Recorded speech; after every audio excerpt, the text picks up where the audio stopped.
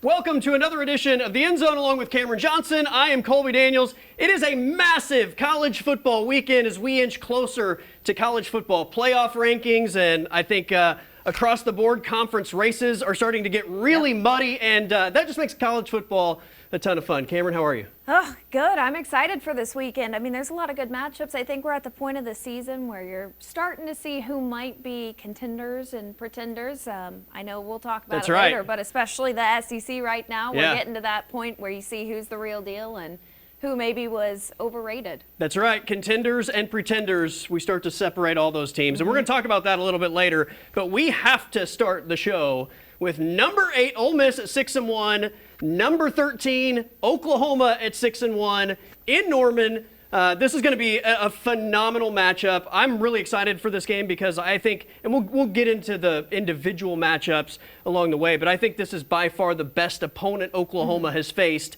to date. I know they lost to Texas, and we can talk about that a little bit later too, but I think from top to bottom, Ole Miss right now looks like the best football team that OU has faced and will be by far their biggest test. Yeah, I agree. And going back to the Texas, it's kind of like you said, or we were talking about, like Texas, it's one of those games where no matter who's good and who's not, it's always a close game. Wonky things happen. You don't know for sure. Right.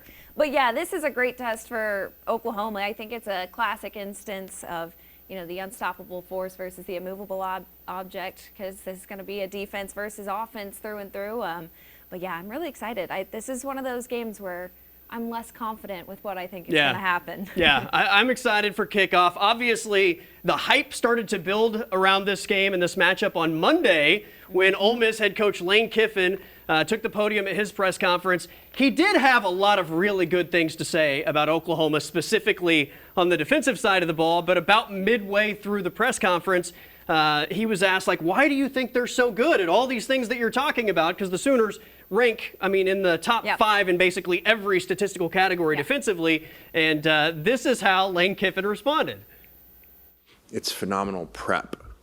A film study of signals. I mean, as I just tell you how it is. I think they do a great job of that. So if you study people really well, you know tendencies, and then you have enough confidence as a coach to go after those, that seems what he does.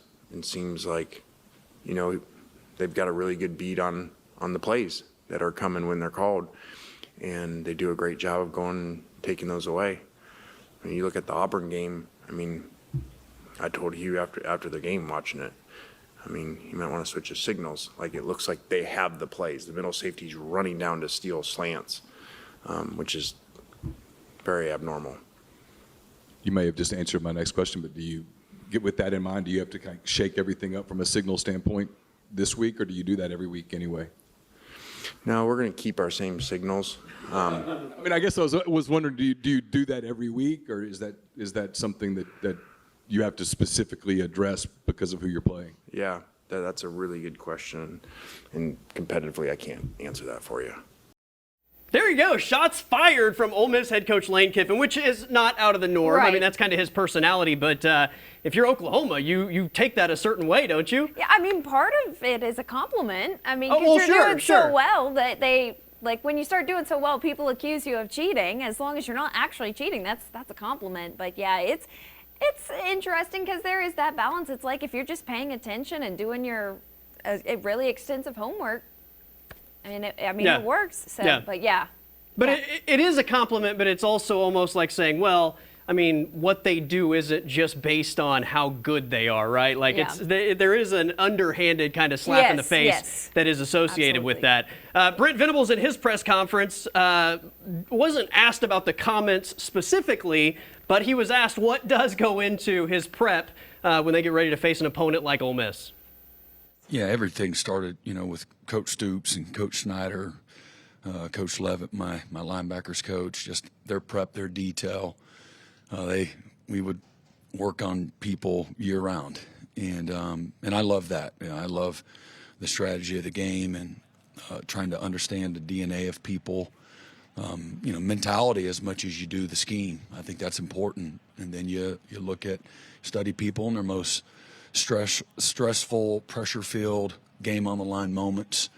Those always, from a DNA standpoint, always will show back up. But find out what people really believe in and what they do well. And, defensively, you got to, do your best to try to take those things away and make them, lean on something that maybe they're not quite as good at. There you go. That was Brent Venables. Similar to the conversation we had Red River Week when you had Sark specifically offensively versus Brent Venables' defense. This is another one of those Lane Kiffin offense versus Brent Venables' defense, which is going to be a ton of fun. So I got to ask you before we take a break and talk about that specific matchup. You mentioned it, contenders and pretenders. Who in the SEC is good? We'll look at the standings here. It's a very tight race, and we're going to start to get separation. But all week long, I've heard about the SEC. There are some teams that maybe are fraudulent despite their records, and some teams may be better than their records indicate. I think, to me, Alabama has proven the most. They've seemed legit when you look at their competition, who they've faced. They've really come a long way since that Florida State loss. Georgia's Georgia. I don't think they're the Georgia of the past by any means, but Texas A&M, maybe it's just because historically they've not been that top team in the SEC that I'm like, is that really true? But I mean, we'll see this weekend. This weekend's a good test for them. I mean, and how many times have they failed in November, right? I mean, it feels like they exactly. have fallen short down the stretch of seasons on multiple occasions. So I'm kind of with you. So we see Ole Miss and Oklahoma right there with one loss. There are a bunch of one-loss teams in this league. This was thrown out earlier in the week. Oklahoma, their 2 wins over SEC teams. Those teams are a combined 1-9 in SEC play.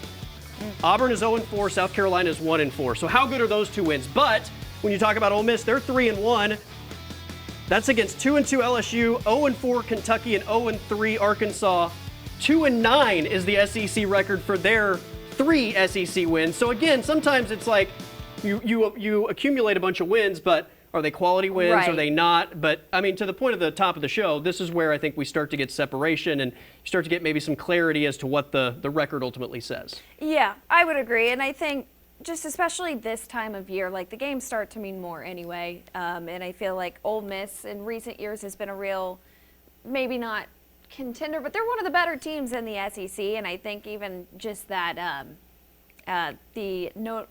reputation, that's the word I'm looking for there. Yeah, I feel like this game, it carries a lot of weight because of that. But yeah, I mean, what a wild finish we're in for. No doubt, no doubt. All right, let's talk about that Brent Venables, Lane Kiffin matchup on the other side. OU's defense versus the Ole Miss offense next here on the End Zone.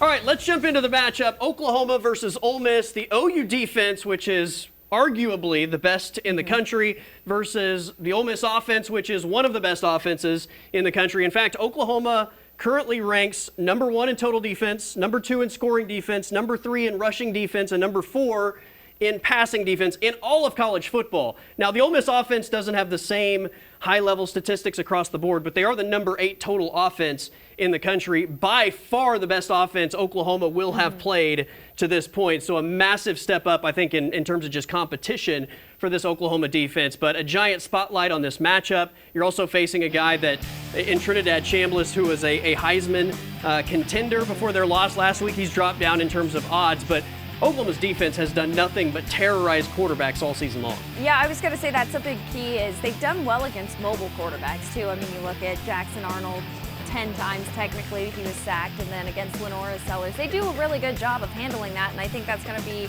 a key factor in this weekend's game. And, I mean, that defense is just, it's stout. It's hard to think that, I mean, they do it right, and it's going to be really tough for Ole Miss. But, yeah, like you said, first, like, probably the best offense they've faced this year, so we'll see what they're really made of.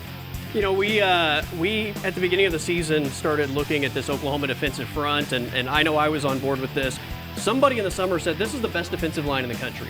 And as I thought about it and started to compare them, I thought, you know what, that's a correct statement. I think that's true. Oklahoma has the best defensive line in college football. We're now halfway through the season. I think that is absolutely true to this point of the season. That defensive front has been phenomenal. I think head and shoulders above any defensive line in the country. Watching Ole Miss and Georgia last week, there were times that Georgia, I thought, struggled to put some pressure on the quarterback, but in the fourth quarter, they absolutely terrorized the Ole Miss backfield. In fact, Trinidad Chambliss was 1 of 10 passing in the fourth quarter when Georgia really ramped up the pressure. I think the Oklahoma defensive front, this sounds crazy to say, is significantly better than the Georgia defensive front. If I Yeah. told you that 2 years ago, you would Right. boo me out of the studio. But Oklahoma, I think, if they can contain the run game, is going to have the opportunity to really generate a lot of pressure on Chambliss. Yeah, and I think that's been one of their strong suits this year too, is going up against the run game. I mean, what makes their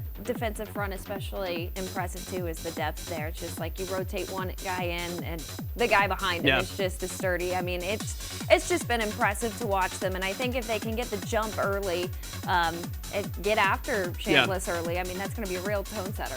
The one thing that he does well, if he is protected, is I think he is by far the most accurate passer they will have faced. I mean, Jackson Arnold had opportunities for big plays and just wasn't accurate throwing the football. Arch Manning was kind of hit and miss. He made some big plays on third down in the Texas game. Lenora Sellers, I think they were more concerned about shutting him down as far as the run game. He made some big throws, but nothing that obviously got the South Carolina offense rolling. This guy, if he's protected, I think can absolutely pick you apart through the air. The rushing attack is something to be concerned about as well. Kewan Lacey is a really physical running back. I think he's third in the country in rushing touchdowns. So they're I think, well-balanced offense, but I think it all starts with being able to generate pressure on the quarterback. If he's clean, he can dice you up, but I think Oklahoma has more than enough on the defensive front to ultimately shut him down. All right, let's look at the other side of the matchup on the other side of this break. Is there some Mateer magic for this Oklahoma offense as they return home to Norman against Ole Miss? We'll talk about that next here on the End Zone.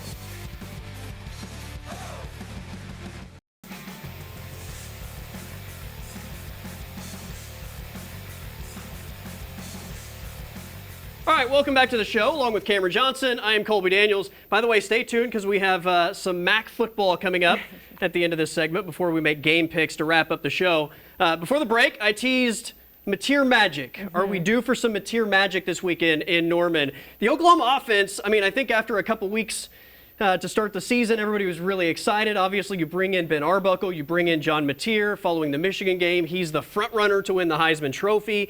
You play some pretty tough defenses early on, and the Mateer injury, things have sort of hit like a point where I think fans are asking, like, what's the next evolution of this offense? The good news is the rushing attack was clearly better last week against South Carolina. Yeah, it was easily one of their better games this season. I really hope that, the question is, can they do it again? Because, they had, I forget which game it was earlier this year, where they looked better and then just turned around and Temple, it went maybe? right back. I think Yeah. it was Temple. So, but yeah, no, it was really good to see them get rolling on the ground. Torrey Blaylock has been really impressive to me this year. It's been really interesting to see the journey of Jaden Ott, though. Like, you talk about preseason hype to, now he's on the bench most of the time. But yeah, no, I think there's signs pointing to improvement.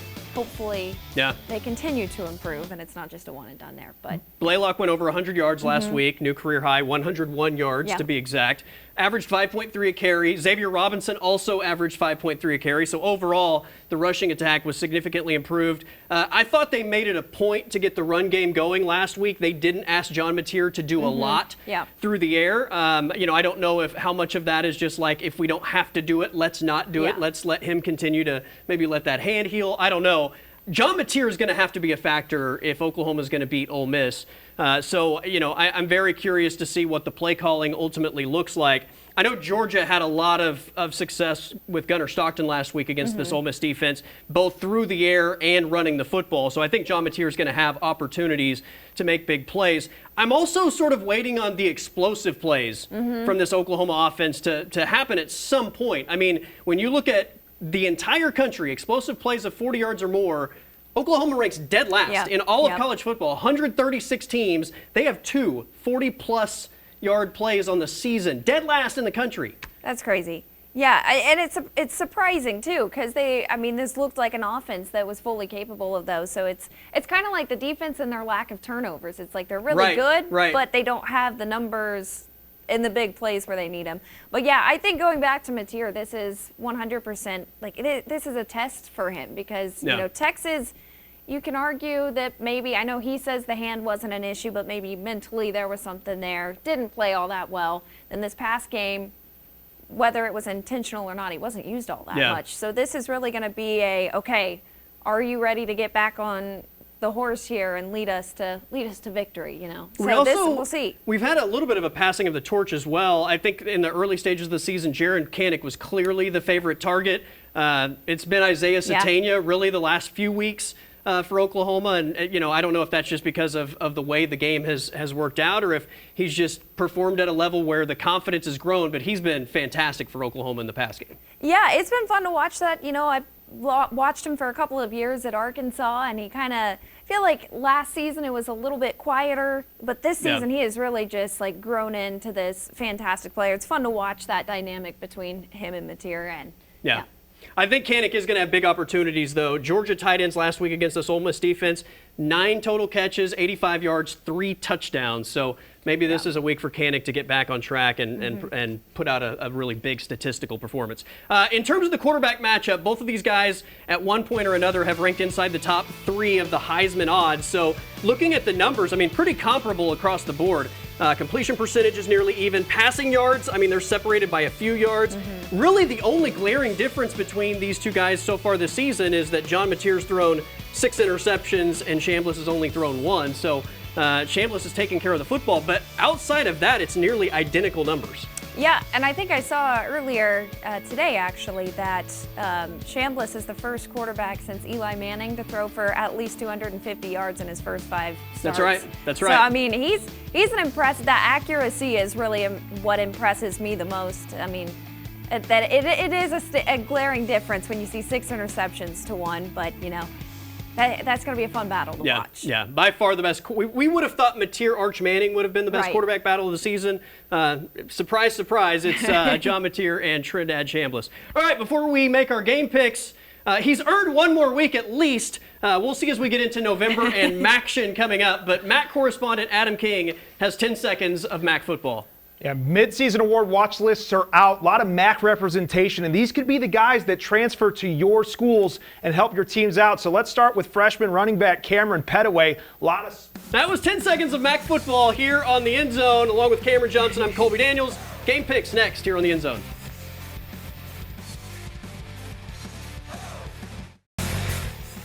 All right, it is a massive weekend of college football. Let's make some game picks. We've got to start in the SEC. Big win as Missouri future Oklahoma opponent heads to Vandy. Yeah, who would have thought that, you go back a couple years ago, that Vanderbilt is a top 10 team and favored in a matchup, but I think it's for good reason. I'm going with the Commodores on this one. I might take Vandy on the road. The fact that they're at home in this matchup secures it for me. Give me Vandy minus the 2.5. Sticking in the SEC, maybe the game of the weekend outside of the local matchup, A&M at LSU, Death Valley at night. This one was a toss-up. I went back and forth on it for so long, but ultimately you just said it there. It's Saturday night in Death Valley. I think that gives the Tigers the advantage in this one. Plus, they bounce. A lot in their favor. LSU has been massively disappointing this season. I'm not saying their season is over, but what they've done so far versus the level of expectation, massively disappointing. A&M, I think, is the better football team here, but going on the road to Death Valley at night, I'm with you. Give me LSU plus 2.5, the home underdog. All right, as we move on, it's another future Oklahoma opponent, Tennessee at Kentucky. Yeah, I think poor Kentucky has not had the greatest run here recently. Tennessee looks pretty darn good to me. I feel comfortable in picking the Volunteers to cover this one and win it handily. So Kentucky at home taking Texas to overtime last week doesn't give you a ton of confidence? Okay, there is that. But or maybe that's just Texas not being good. I was going to say, that's more Texas to me. I think Oklahoma's still kicking themselves for letting that one get away. Yuck. I'm with you. Give me Vols minus 7.5, setting up a big matchup next week in Knoxville. All right, I don't know if this is the week, but Oklahoma State, another big underdog on the road at Texas Tech. Boy, they have just done so well at making these games entertaining in the early goings. They've made it especially entertaining from a fan standpoint, but ultimately, I think Texas Tech is better than the last few teams they've played, and I think that this one, Texas Tech will take. The quarterback situation worries me a little bit for Tech on covering, but if it's not broke, don't fix it. Right. Give me Texas Tech minus 36.5. Once OSU covers one of these big spreads, then maybe I'll swing back to picking them. All right, the game of the week in all of college football, number 8 Ole Miss at number 13 Oklahoma. This is going to be a fun one. Ultimately, I think that Oklahoma being at home is a big advantage. I think they're going to They're going to get Mateer rolling again. Things are going to work out great. And the Sooners, I think, are going to get this one. Cut, copy, paste. Oklahoma defense wins it for the Sooners for I think I've said that 4 weeks in a row. Let's just continue the trend. The It's always Oklahoma a safe defense bet. is the difference. All right, along with Cameron Johnson, I'm Colby Daniels. Everybody have a great college football weekend, and we'll see you next week.